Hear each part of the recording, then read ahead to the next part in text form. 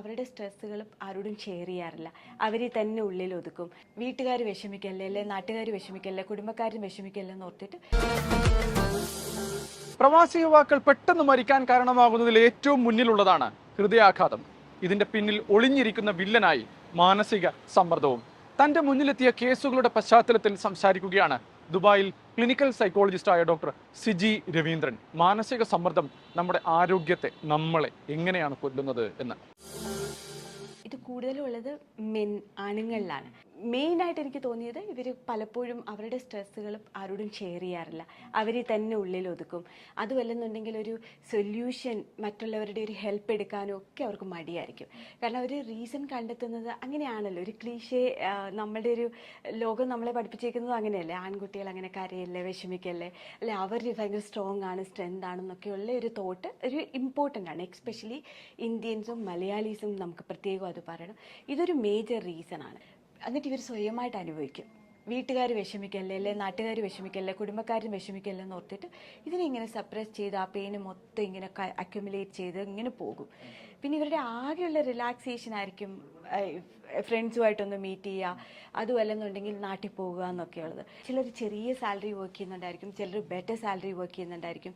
അപ്പം അവരുടെ തന്നെ നാട്ടുകാരൊക്കെ ആയിരിക്കും ലൈഫ് സ്റ്റൈലിലുള്ള ചേഞ്ചസും. അപ്പം എനിക്ക് അവരെ പോലെ ആകാൻ പറ്റുന്നില്ല എന്നുള്ള ഒരു തോട്ടും പല രീതിയിലും അവരുടെ ടൈം സ്പെൻഡ് ചെയ്യുന്നത് ഞാൻ കണ്ടിട്ടുണ്ട്.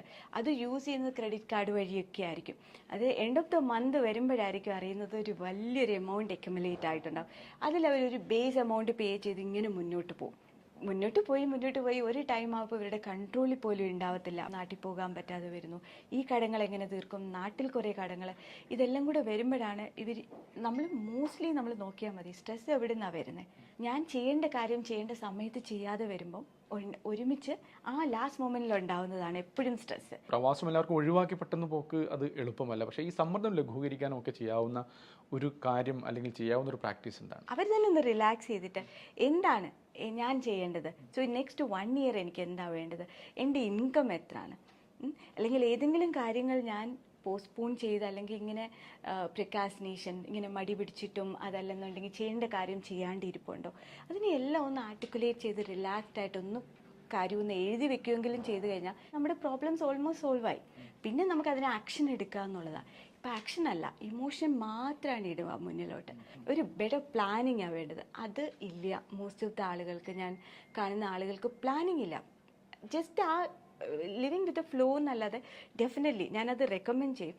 ഹവർ ആ ഫ്ലോയ്ക്കും ഉണ്ടാകണം ഒരു സ്മൂത്ത്നെസ്. ലൈഫ് സ്റ്റൈൽ കൂടി കാര്യത്തിലൊരു ഇമ്പോർട്ടൻ്റ് ആണല്ലേ.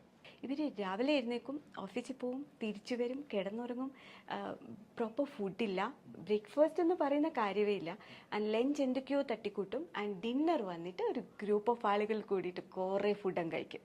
അപ്പോൾ അതൊരു ഹെൽത്തി ലൈഫ് സ്റ്റൈലേ അല്ല. എക്സസൈസ് ഇല്ല, ഒരു ലോങ് ടൈം ഇരിക്കുകയാണ്, ഒരു തരത്തിലുള്ള ആക്ടിവിറ്റീസും ഇല്ല. അപ്പോൾ ബാലൻസ് ചെയ്യാൻ നമുക്ക് അറിയണം എങ്ങനെ ബാലൻസ് ചെയ്യണമെന്നുള്ളത്. അപ്പോൾ ഈ രാവിലെ വന്നിട്ട് രാത്രി ഉറങ്ങുന്ന അത് മാറ്റിയിട്ട് എന്തെങ്കിലുമൊക്കെ നമുക്ക് എൻ്റർടൈൻമെൻറ്റ് ചെയ്യുന്നതും അതേ സമയത്ത് നമ്മുടെ ബോഡിക്കെല്ലാം ഹെൽത്തായിട്ട് നമുക്ക് മെയിൻറ്റെയിൻ ചെയ്യാൻ പറ്റുന്നതും ഒക്കെ ആയിട്ടുള്ള, അപ്പം അതിനെയൊക്കെ ഒന്ന് ബാലൻസ് ചെയ്യാൻ കഴിയണമെങ്കിൽ എന്തെങ്കിലും ഒരു ആക്ടിവിറ്റീസ് കൊണ്ടുവരണം. അപ്പോൾ ഇതെല്ലാം കൂടി ബാലൻസ് ചെയ്യുക എന്നുള്ളതാണ് ഏറ്റവും ഇമ്പോർട്ടൻറ്റ്. പലപ്പോഴും പറയാറുണ്ട് ഈ മാനസികമായി ഉണ്ടാകുന്ന സ്ട്രെസ്സിനെ അല്ലെങ്കിൽ സംഘർഷങ്ങളെ അടക്കി വെക്കുന്ന ആളുകൾ മാനസികമായി വലിയ ശക്തരാണ് എന്ന് പറയാറുണ്ട്. സത്യത്തിൽ ഇതിനിങ്ങനെ കാലങ്ങളായി മനസ്സിൽ അടക്കി വെക്കുന്നത് ഏതെങ്കിലും തരത്തിൽ ബാധിക്കാൻ സാധ്യതയുണ്ടോ? ഇത് നമ്മളെ മെൻ്റലി സംഭവിക്കുന്ന എന്ത് കാര്യങ്ങളും നമ്മളെ ഫിസിക്കലി ആയിരിക്കും കംപ്ലീറ്റ്ലി ഡൗൺ ആക്കുന്നത്. നമുക്കപ്പോൾ എന്താ പറയുന്നത്, എവിടെയെങ്കിലും ഒരു ബെഡിൽ കിടന്ന് ഉറങ്ങുക, അപ്പോൾ ഈ ഒരു രീതിയിൽ ഹെൽത്തിനെ ഒരുപാട് ബാധിക്കും എന്നുള്ള കാര്യത്തിൽ ശരിയാണ്. അപ്പോൾ ഈ ആദ്യം നമുക്ക് വേണ്ടത് ആ ചോയ്സാണ്. ചുറ്റി കാണുന്ന കാര്യങ്ങൾ എൻ്റെ ഇവിടെ വരെ വരാവും, കാണുന്നതും കേൾക്കുന്നതും ഇതെല്ലാം എക്സ്റ്റേർണലി ആണ്. Now internally me as A person എൻ്റെ ഇൻ്റലിജൻസും എൻ്റെ ക്ലെവർ എൻ്റെ വാല്യൂസും വെച്ചായിരിക്കണം ഞാൻ ഡിസൈഡ് ചെയ്യേണ്ടത്. ഇതിനെ ഞാൻ ചേർത്ത് വെക്കണോ അതോ ഞാൻ ഇതിനെ ത്രോ ചെയ്ത് കളയണോ എന്നുള്ള കാര്യം അത് എൻ്റെ ബുദ്ധിയായിരിക്കണം. അപ്പോൾ അതാണ് നമ്മൾ ഇംപ്ലിമെന്റ് ചെയ്യേണ്ടതും ഓരോ പേഴ്സൺ അറിയാം. മാനസിക സമ്മർദ്ദത്തെക്കുറിച്ച് പലരും നമ്മളോട് പലവട്ടം പറഞ്ഞിട്ടുണ്ട്. ചെറുപ്പക്കാരുടെ പെട്ടെന്നുള്ള മരണം നാം ദിവസേന എന്നോണം നമ്മുടെ കൺമുന്നിൽ കാണുന്നുമുണ്ട്. എന്നിട്ടും നമുക്ക് ഇതിനോടൊരു ഗൗരവം തോന്നുന്നില്ലെങ്കിൽ നമുക്കെന്തോ ചെറിയ പ്രശ്നമുണ്ട് എന്ന് വേണം കരുതാൻ. കൂടെയുള്ളവർ സന്തോഷമായിരിക്കുന്നുണ്ടോ, അവരുടെ മനസ്സ് സ്വസ്ഥമാണോ, ഇതെല്ലാം ചോദിച്ചറിയാനും കണ്ടറിയാനും കൂടി നാം സമയം കണ്ടെത്തേണ്ടിയിരിക്കുന്നു. ഗൾഫ് റൗണ്ടപ്പിൻ്റെ ഈ എപ്പിസോഡ് ഇവിടെ അവസാനിക്കുകയാണ്. എല്ലാവർക്കും ബൈ.